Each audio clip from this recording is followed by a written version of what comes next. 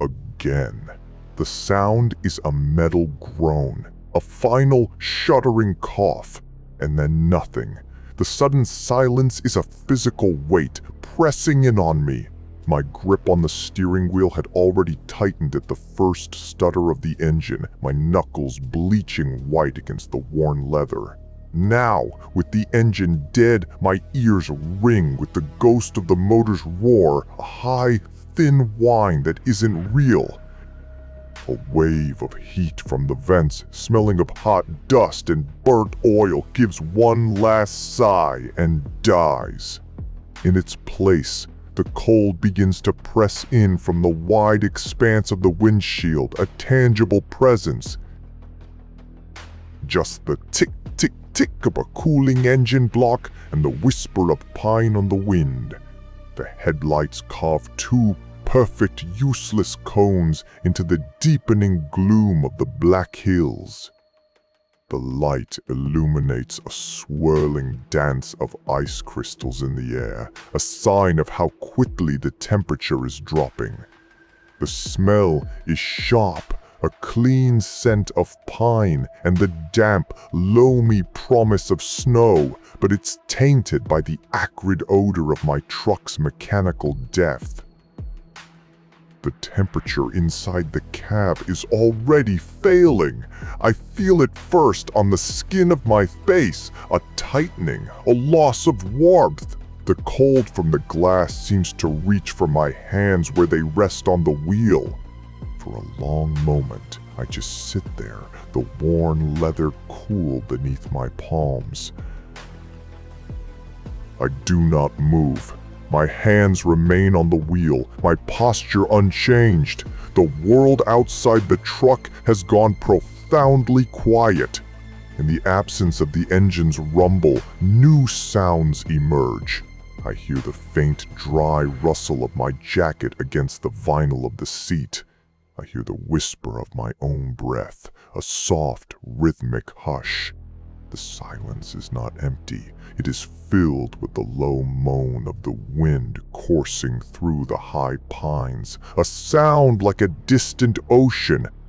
My own heart is a dull, muffled drum against my ribs. I draw a breath, and the air tastes of stale warmth from the dead heater, tinged with the metallic flavor of cold and the faint, sweet perfume of pine resin. My right hand finds my left, my thumb beginning its steady rhythmic tap against each fingertip. Once, twice, the pad of my thumb is calloused, the skin on my knuckles thick, and the repetitive motion is a familiar friction, a quiet declaration of order in the sudden chaos. Earl always hated that. Said it was a tell. A good tell is one they don't know they're looking at, I told him. He never got that. He never understood the need for these small, private rituals of control. The air in the cab is already losing its fight with the evening cold. The cold leaches through the glass, through the thin metal doors. It is a creeping, insidious thing. I feel it on the surface of my skin, a million tiny needles pricking at me. Then it sinks deeper, past the layers of my coat and shirt, into the muscle and tissue beneath. It is a pressure, a weight that settles in my joints and promises an ache that will go all the way to the bone. Outside, the temperature is dropping toward freezing, the kind of cold that seeps into your bones and stays there for days, a souvenir of the wilderness. I should have taken the bypass, the 4-lane that slices through these hills instead of winding through them. But I like these old roads. They remember things. Besides, my quarry wasn't the type for major highways. A thin film of frost is already starting to bloom on the inside of the windshield. Delicate, deadly ferns of ice obscuring the view. Home is a fire, a thick rug, and a glass of something that burns all the way down. This is not home. My thumb taps my index finger, my middle, my ring, my pinky, back again. It's a habit for sorting thoughts, for putting things in their proper boxes. Box 1, the truck is dead. My first thought is the fuel pump. It can't be. I replaced it myself 6 weeks ago, the new part gleaming and solid in my hands. The old one had whined for a month before giving up, a slow, complaining death. This was sudden. A violent cough, then silence. My second thought is the alternator. But that doesn't fit either. The headlights are still bright, a steady, unwavering yellow. An alternator failure would have seen them dim, fading slowly into darkness as the battery drained. This wasn't a fade, this was an execution. So, the final explanation must be the distributor cap. A crack in the old plastic, maybe. Moisture from the cold air getting in, shorting the connection. It fits the symptoms perfectly. A sudden, catastrophic, and total failure. It doesn't matter what it is. I haven't seen another car for the better part of an hour. The diagnosis is irrelevant. The prognosis is clear. Box 2, the objective, Sarah. The papers say she's here, somewhere in this sprawling darkness, a quiet woman who runs a quiet motel, a woman who should have died 2 years ago in a mangled wreck on a New York highway. The official report was clear. A rain-slicked road, a semi-truck that jackknifed, 3 fatalities. Her mother, her fiancé, and a John Doe burned beyond recognition, identified by dental records as Sarah Mills. But the payout on the life insurance was massive, and the company that issued it was one of Earl's old clients. They had doubts. They hired me to confirm their loss. I found the truth. The dentist who provided the records had a gambling problem. A week after the funeral, he paid off his debts in cash and moved to Costa Rica. Sarah had bought herself a new life, and now I was here to foreclose on it. Box 3, equipment. My sidearm is secure in its holster, a familiar weight against my hip. The cuffs are in their pouch on my belt, cold and heavy. But my bag, my custom hunting knife, I can picture it perfectly. Sitting on the kitchen counter right next to the mail I had not bothered to open. I see the light gleaming off the polished stag handle, the intricate, swirling pattern of the Damascus steel blade I had spent a month forging. The weight of it in my hand was a perfect extension of my will, balanced for throwing, for cutting, for work. It is more than a tool. It is a part of my process. Earl would have laughed his booming, obnoxious laugh. He'd check the safety on his rifle after kicking in the door. I check my inventory before I even leave the house. Usually, the tapping of my thumb against my fingers gets faster, a frantic, desperate rhythm against my palm.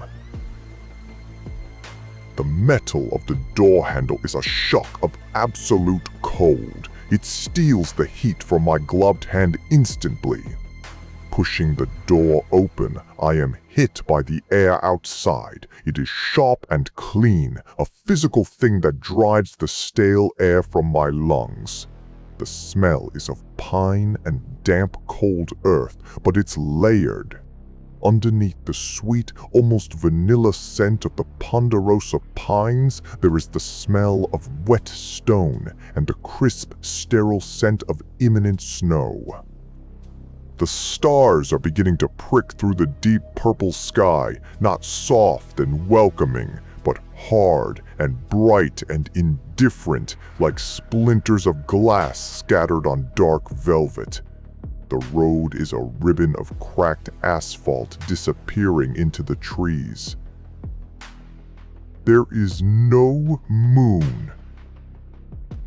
Every sound is magnified in the oppressive quiet. The crunch of my boots on the gravel shoulder is a loud, percussive violation of the silence. Then, a rustle in the underbrush, sharp and sudden. My body tenses, my hand instinctively moving toward my hip. A deer, maybe a coyote. I relax, but the tension remains a low hum in my muscles.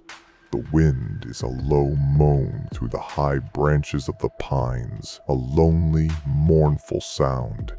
I pull the collar of my thick coat tighter. But the cold is a persistent enemy. It finds the gaps, the little weaknesses at my cuffs, at my neck. It always does. It slides beneath the fabric, a cold finger tracing a line down my spine. The chill is no longer on my skin. It's inside me now, a deep and abiding cold that settles in my bones. I stop for a moment, letting the full weight of the silence press in on me. My hands, jammed deep into my coat pockets, curl into tight fists, trying to generate or preserve some sliver of warmth. In the stillness, I can hear the blood pounding in my ears, a frantic rhythm that speaks of exertion and anxiety. The wind dies down for a second, and in that vacuum of sound, I hear the forest itself. A branch, heavy with cold, creaks and groans like a ship's mast. Something far away lets out a single sharp cry. The air has a taste. It tastes of ice and pine needles and the metallic tang of my own exhaustion. There is nothing to do but walk. The first hour of walking is a meditation in misery. My toes are the first to surrender, losing all feeling and becoming numb, useless weights at the ends of my legs. A muscle in my right thigh has started to cramp, a hot, tight knot of pain that I have to keep stopping to stretch out. The rhythmic tapping of my fingers, my little habit of control, is now a constant, frantic beat against the stiff fabric of my coat pocket, the only part of me that feels warm. My breath plumes in front of me in thick white clouds, a ghost of the warmth I am steadily losing to the insatiable night. I think of Earl not for the first time. He would have hated this, the cold, the quiet, the walking. He was a man of action, of loud noises and sudden entries. His fatal flaw, always checking the safety after entering a tense situation, was a symptom of his nature. He thought preparation was a form of pessimism. I think it's the only thing that separates us from the animals, and right now, without my truck, without my knife, I feel dangerously close to being just another creature in the woods. Then, a sound. Not the wind, not an animal. My body reacts before my mind can. Every muscle locks. The hair on my arms, even under the thick layers of my coat, prickles and stands on end. My breath hitches in my chest. It's a low, rhythmic hum. It seems to come from the trees, from the very air around me, a steady, pulsing thrum that rises and falls just at the edge of hearing. I stop, tilting my head, straining to place it. The sound stops with me. The sudden absence of it is as startling as its arrival. I wait. The only sound now is the blood rushing in my ears, a frantic, panicked whisper. I take another step, my boot grinding on the asphalt. The humming starts again, a low vibration that I feel in the soles of my feet, in perfect time with my footfalls. A cold dread, entirely separate from the freezing air, washes over me. This is wrong. My first thought is that it is nothing. It is just the wind, caught in a peculiar hollow between the hills, creating an acoustic illusion. But that cannot be right. The wind is a high, thin moan in the treetops, a chaotic and unpredictable force. This sound is low, deep, and perfectly, metronomically regular. And the wind does not stop and start when a traveler pauses on the road. The thought is absurd. My second thought is that it is an echo. The sound of my own heavy footsteps, the scrape of my boots, the rustle of my clothes, all thrown back at me by the dense, silent woods. That is also wrong. The sound has a character that is nothing like my own passage. It is a resonant thrum, a bass note that seems to vibrate in my chest cavity, too deep and too powerful to be a mere echo of a woman walking. It feels both mechanical and organic, like a great, slow heart beating in the earth beneath my feet. My mind, desperate for order, scrambles for a final explanation. I am 67 years old. I am not a woman who gets spooked by noises in the dark. I am tired. I am cold. My body is under extreme stress. This is an auditory distortion caused by the extreme cold's effect on my inner ear. Or it is the suggestibility of a tired mind, adrift in a sea of darkness and silence, manufacturing a threat where none exists. It is my own pulse, magnified by exhaustion, that I am hearing and feeling. I tell myself this in detail. I list the reasons for this logical, scientific conclusion. It is a lie. A necessary one. I decide it is nothing, a fiction of a weary brain. I walk on, and the hum, my soft, insistent, and impossible companion, walks with me. The hum disappears the moment I see the light. It's a single, flickering bulb haloed in the damp air. The light itself seems cold, a sickly yellow that offers no promise of warmth. It buzzes audibly, a frantic, dying insect sound that I can hear even from 100 yards away. It illuminates a wooden sign, the paint peeling, the words carved deep into the wood. Gah! Below it, a smaller, hand-painted sign hangs crookedly from one nail, swinging gently in the wind. No vacancy! Of course, my thumb, of its own accord, begins its frantic tapping against my fingers inside my pocket. 1, 2, 3, 4. The motel itself is a long, low building, a dozen cabins set back from the road. Only one has lights on, the one at the very end marked Uffice. Several pickups are parked haphazardly in the gravel lot, their windows dark and frosted over. The place looks like it was built in the 40s and hasn't been painted since. The cold has a new texture here. It feels heavier, weighted down with the oppressive silence of the place. The smell of pine is mixed with something else now. The faint, sour scent of wet, rotting leaves mounded against the foundations and the metallic tang of an old wood stove gone cold. The smell of disuse and damp decay. I climb the 3 rickety steps to the porch. The wood groans under my weight, a sound of protest that is unnervingly loud in the quiet lot. The office, viewed through a grimy window, is empty. A counter, a dusty register, a wall of keys on hooks.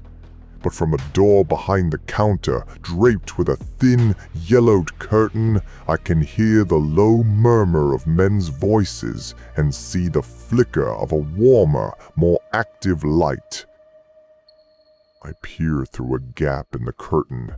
The room beyond is small, cramped. A wave of oppressive heat, thick with unpleasant smells, washes out even through the tiny opening. It smells of stale sweat, damp wool, gun oil, and something else, something cloying and faintly metallic underneath it all. 6 men clustered together in mismatched armchairs. They're dressed in flannel and denim, thick-booted men who look like they work with their hands. They have the hard, weathered faces of loggers or ranchers. They seem to be arguing in low, guttural tones, their words indistinct. My presence on the porch hasn't registered. I have time to take in the details. Faded, water-stained wallpaper, a collection of black and white portraits on the walls, stern-faced ancestors glaring down at the gathering. In a glass case against one wall, an array of what look like stuffed birds, their glass eyes gleaming. One man, older, with a shock of gray hair, seems to be holding court. The others defer to him, their bodies angled in his direction. I push open the door. The conversation cuts off instantly, as if severed with a knife. 6 pairs of eyes fix on me. The sudden silence is a physical thing, a pressure that pushes against my eardrums. My skin prickles under my clothes. It's the kind of attention that makes you acutely aware of your own heartbeat, a frantic bird trapped in your chest. The stuffy heat of the room is a shock after the biting cold, but it is not a welcome warmth. It feels used, heavy with the breath and bodies of the men inside. "Excuse me," I say. My voice sounds rough and strange in the quiet room, a rock scraped across stone. "I need some assistance." A younger man, wiry and with a mean set of eyes, speaks first. His voice is a nasal sneer. "Can't you read the sign, lady?" The gray-haired man holds up a hand, a gesture of command that silences the younger man instantly. "Pardon, Norm," he says, his voice a low, gravelly rumble. "But the motel is full." I explain about the truck, the cold, the long walk. I keep it brief, editing out the fear and the humming. I don't mention the bounty. I don't mention Sarah. They listen without moving, their faces impassive, unreadable masks. They are a wall of silent refusal. But leaving is not an option. My truck is miles away. The temperature is still dropping into a range that will kill a person caught out in it, and the woods are filled with a strange, rhythmic humming that I have already decided is nothing, a decision that feels more fragile with every passing second. This place, this pocket of unwelcome, stuffy heat, is the only shelter for miles. My physical need to get out of the killing cold overrides everything else. My hand in my pocket is a tight fist. The urge to simply draw my weapon and take what I need is a hot, sharp thought. I let it go. Earl would have done that, and Earl is dead. Just as the silence stretches to its breaking point, a woman enters from a back room. She's younger than I expected, maybe late 20s, with a tired kindness in her eyes that seems out of place here. "What is it?" she asks. She moves with an efficient grace, and as the men begin to explain in their low mumbles, her gaze keeps flicking to me, assessing, curious. She is the one in charge. This must be her. Sarah. She wears a simple flannel shirt and jeans, but around her neck is a small, tarnished silver locket. It catches the dim light for a second. It was oval, dented on one side as if dropped from a great height. The tarnish was deepest in the grooves of a floral, etching too worn to make out clearly. The chain was a simple, cheap-looking link, incongruous with the apparent age of the locket itself. It hung just in the hollow of her throat, a small, dark weight. An ordinary, forgettable piece of jewelry. Mistons. "I'm Sarah," she says, holding out a hand. Her grip is firm, her hand surprisingly warm. "I own the place." She listens to my story again, her expression unreadable. Then she turns to the men. With a series of quiet requests channeled through the gray-haired man, "Things are organized. Norm is dispatched grudgingly to look at my truck. Another man is sent for coffee."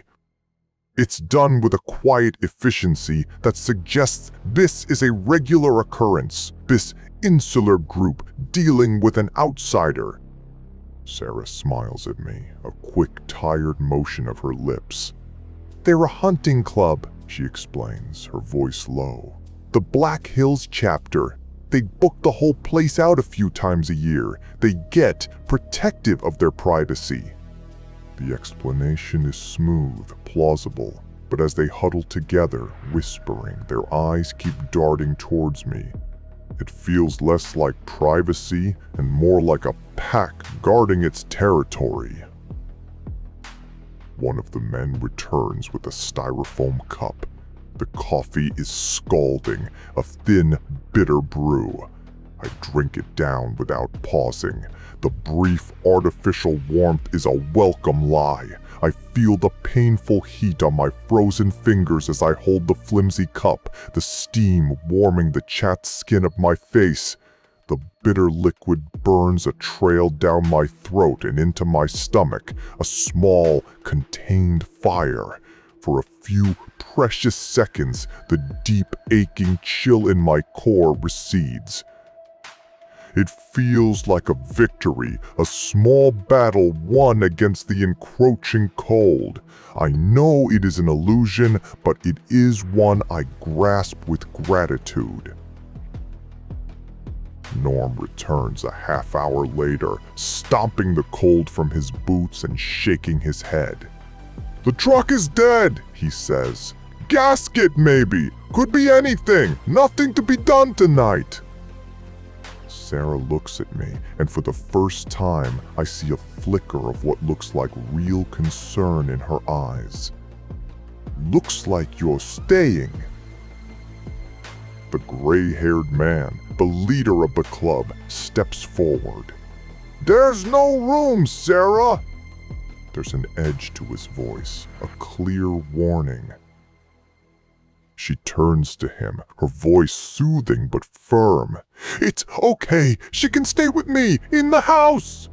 She leads me out the back, across a muddy patch of ground to a two-story house standing on a small rise. The cold air hits me again, a physical blow that steals my breath. The wind has picked up, and now it carries a new sound. A high, thin keening, like something small and in pain, far off in the darkness. The house is warm. A log fire crackles in a stone fireplace, throwing dancing shadows across a cozy living room. The sudden heat is a blissful shock after the hours of walking in the freezing dark. I stand before the fire, soaking it in, turning slowly like a piece of meat on a spit. I can feel the life seeping back into my frozen limbs, the painful prickling sensation of blood returning to my numb fingers and toes.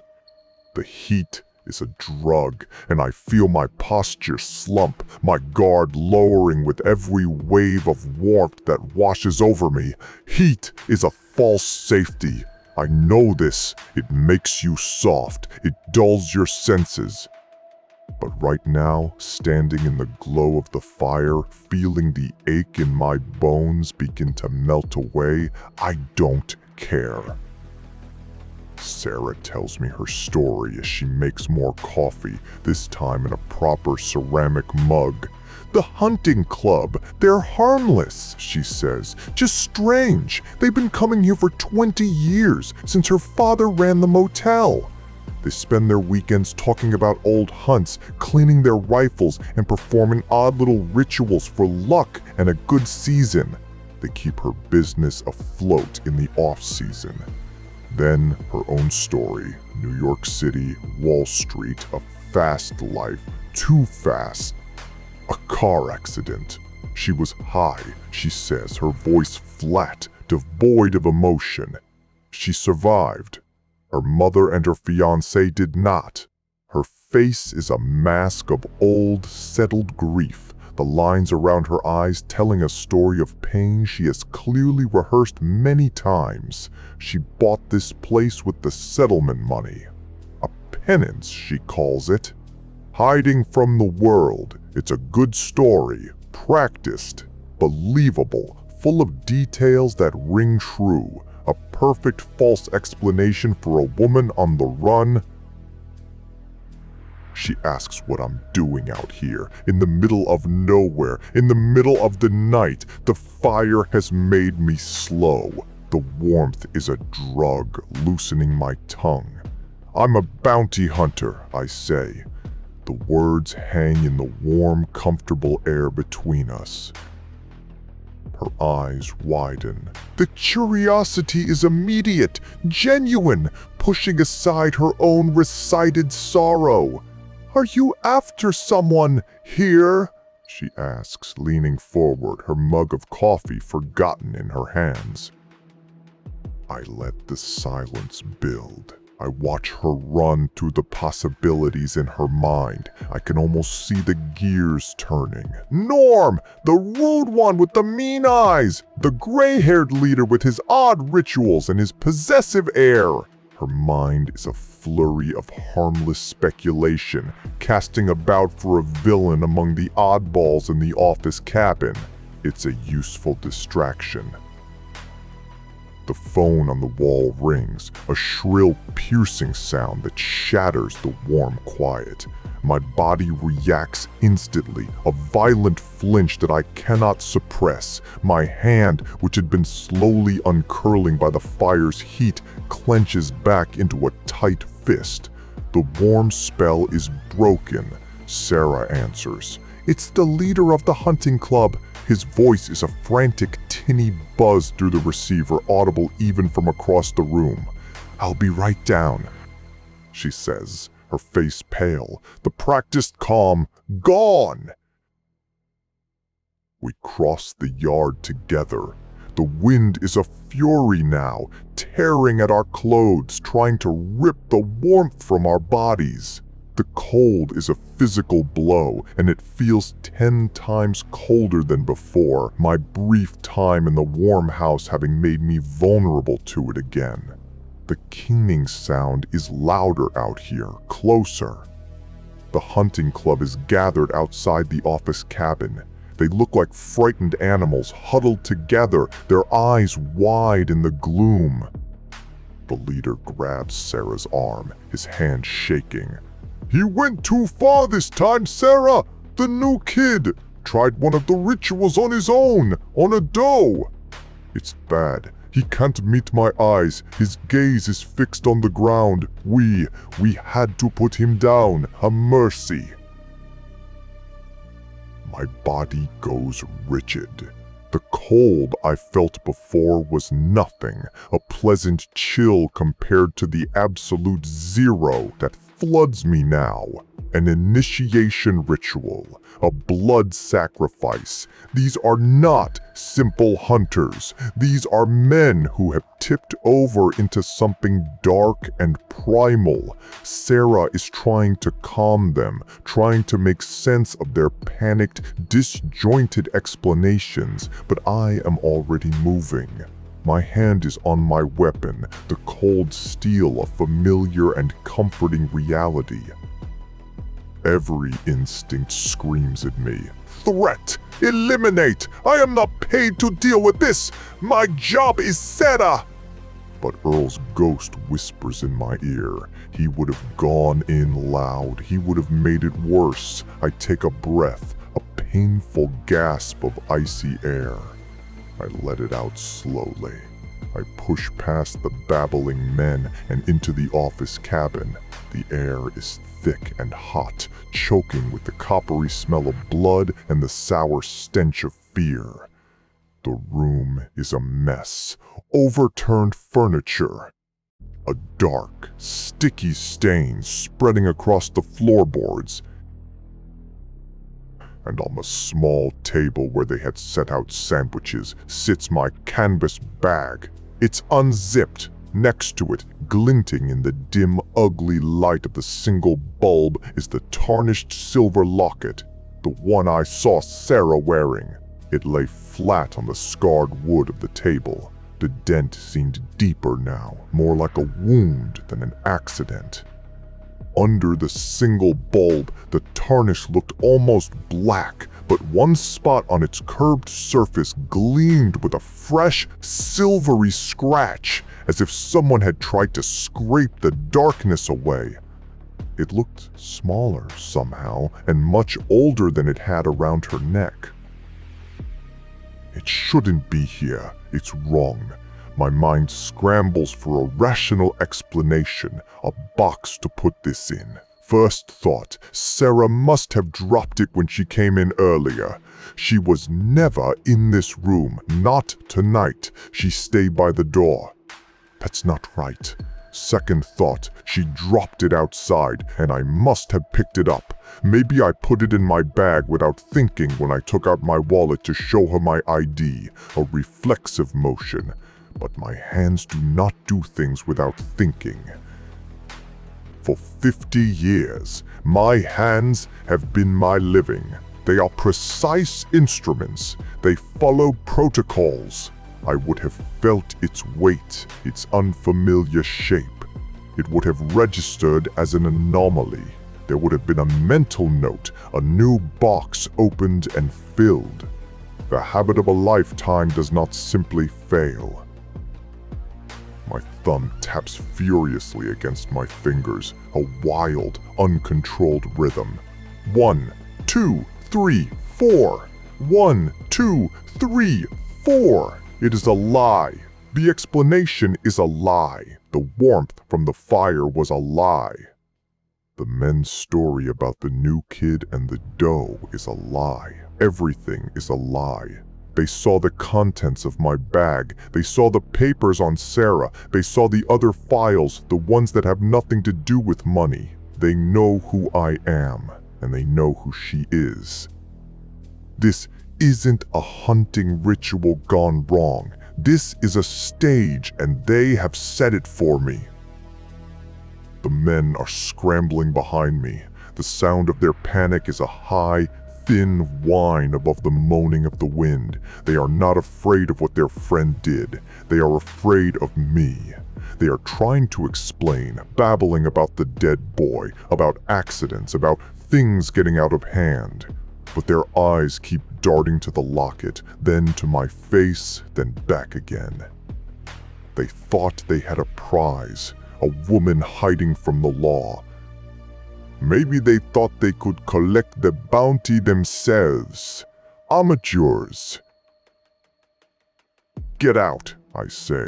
My voice is low, but it cuts through their pathetic noise like a razor. They stare at me, a pack of dogs that has just realized the rabbit they were chasing is actually a wolf. The gray-haired leader takes a half-step forward, puffing out his chest. Now, listen here. I don't let him finish. I am 67 years old. My joints ache. My toes are still numb, and I have lost all of my patience. I am not the demon hunter from their campfire stories. I am something far more mundane, and in my own way, far more dangerous. I am a professional surrounded by fumbling hobbyists. My hand moves, a blur of motion, not for my gun. I pick up the locket from the table. It is cold, heavier than it looks. I hold it up so it catches the light. This. I say, my voice a flat, dead thing, is not yours. The shift in their eyes is all I need. The false bravado, the bluster, it all drains away, replaced by a primal, bottomless fear. They have seen the stories, the real ones, in my files. They know what she is, and now they know what I am. Not a bounty hunter, not in the way they understand. I am a custodian, a cleaner. I am the one who tidies up the loose ends, the one who corrects the mistakes in the great ledger of existence. The men don't run, they dissolve.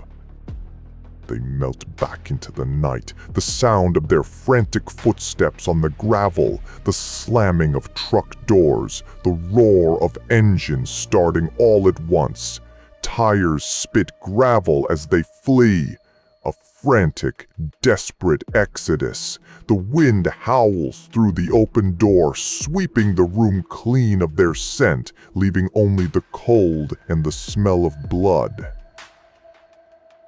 Sarah is standing in the doorway of the main house. The firelight from behind her frames her in a halo of false warmth.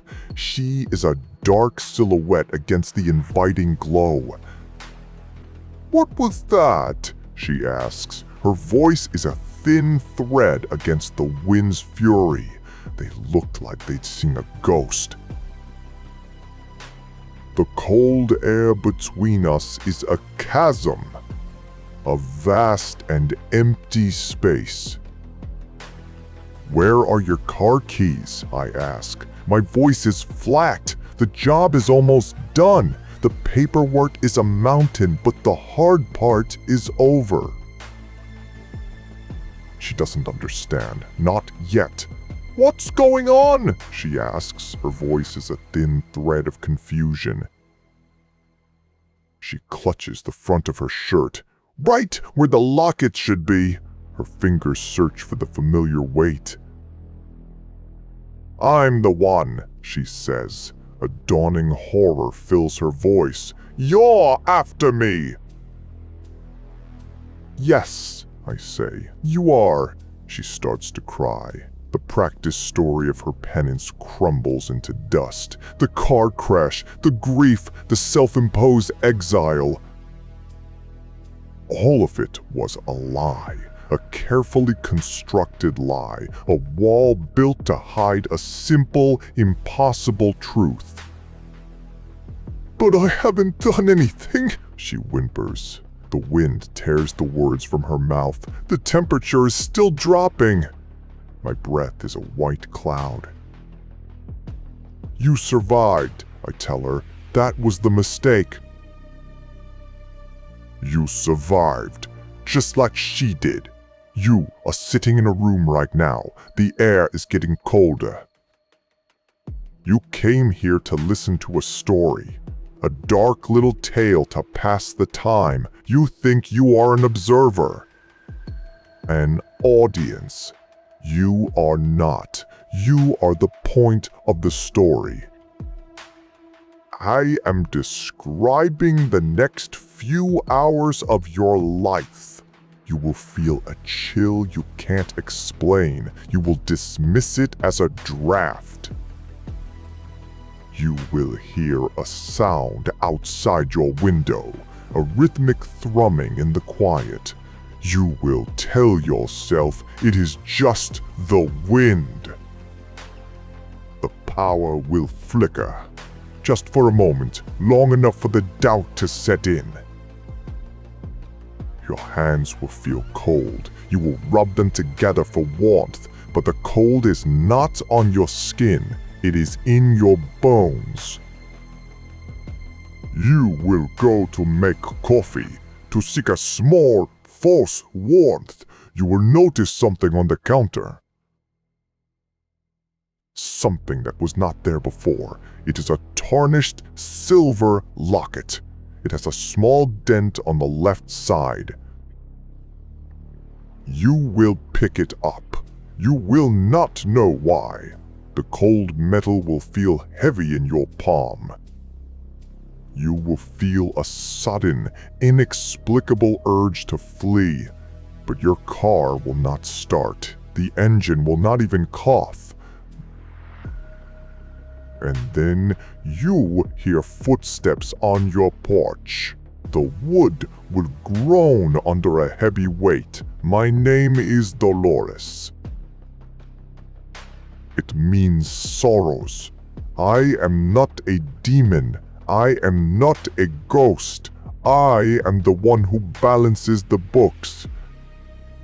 And your account is overdue. The debt must be paid.